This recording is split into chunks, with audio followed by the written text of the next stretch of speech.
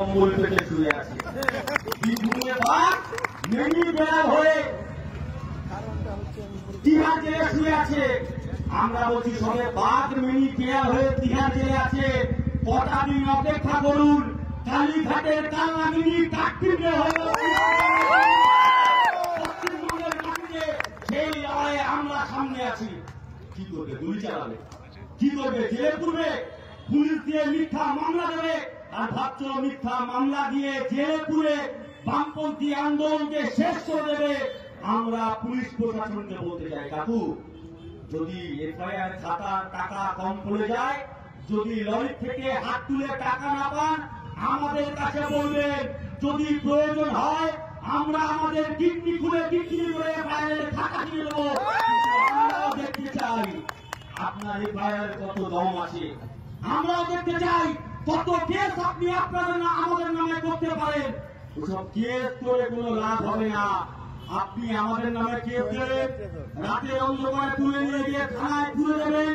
1 মাস 2 মাস 3 মাস 6 মাস পরে যখন আমরা জেল থেকে বেরোবো, আমাদের জন্য হাজার হাজার জনগণ ফুলের মালা নিয়ে তৈরি থাকবে। আর তৃণমূলের নেতা যখন জেল থেকে বেরোবে, জনগণ হাতে জুতো নিয়ে তৈরি আছে।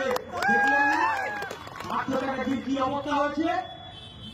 পার্থ চ্যাটার্জিকে হসপিটালে নিয়ে যাচ্ছে একজন ভদ্রমহিলা, আমার ডায়মন্ড হারবার লোকসভা কেন্দ্রে আমতলার বাসিন্দা। তার লক্ষ্য করে জুতো ছুঁড়েছে।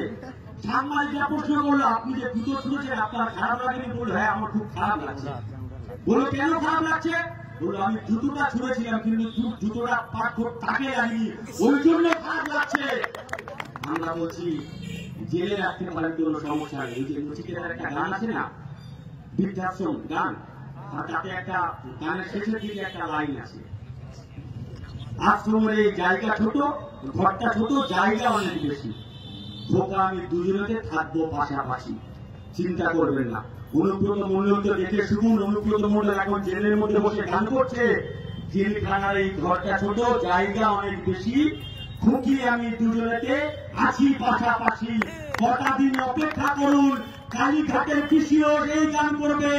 জেলখানার এই ঘরটা ছোট, জায়গা অনেক বেশি, ভাইপো পিসি দুজনেতে থাকবো পাশাপাশি। সেই দিনটার জন্য বাংলার মানুষ সেই দিনটার জন্য অপেক্ষা করছে। বাংলার মাটিতে বললো পরিবর্তন চাই। আমরা বললাম, ভালো কি পরিবর্তন হবে বাংলার মাটিতে? বললো, কেন পরিবর্তন হয়নি? আমরা বললাম, বাংলার যে বেকার ছেলেটা হতে পারে আপনি তৃণমূল করেন, হতে পারে তৃণমূলকে আপনার ভালো লাগে, আপনি তৃণমূলকে ভোট দিয়েছিলেন, আপনি ভেবেছিলেন তৃণমূল বোধহয় এলে আপনি চাকরি পাবেন, আপনার বাড়ির ছেলেটা কাজ পাবে। এই কনকনে ঠান্ডার মধ্যে পোস্টে ল্যাম্পপোস্টে উঠে আপনি তৃণমূলের তিরঙ্গা ঝান্ডা টানিয়েছিলেন। হতে পারে আপনি বিজেপি করেন, আপনি ভেবেছিলেন সবকা সাথ সবকা বিকাশ দেশের প্রধানমন্ত্রী বলেছে, বোধহয় বিজেপি ক্ষমতা এলে আপনার বাড়ির ছেলেরা চাকরি পাবে। আজকে আপনার অভিজ্ঞতা কি? এখানে দিদি বলেছিল, जो हाल दिल का इधर हो रहा है वो हाल दिल का उधर भी हो रहा है। যমুনা পাড়ের দাদা আর গঙ্গা পাড়ের দিদি, ওখানে দাদা বলেছিল বছরে 2 কোটি বেকারের চাকরি দেবো, এখানে দিদি বলেছিল বছরে 2 লাখ বেকারের চাকরি দেবো। যখন বাংলার বেকাররা, যখন ভারতবর্ষের বেকাররা দেশের সরকারের কাছে বলছে চাকরি কোথায়, চাকরি দাও, তখন দাদা বলছে পকোড়া ভাজো আর দিদি বলছে চপ ভাজো।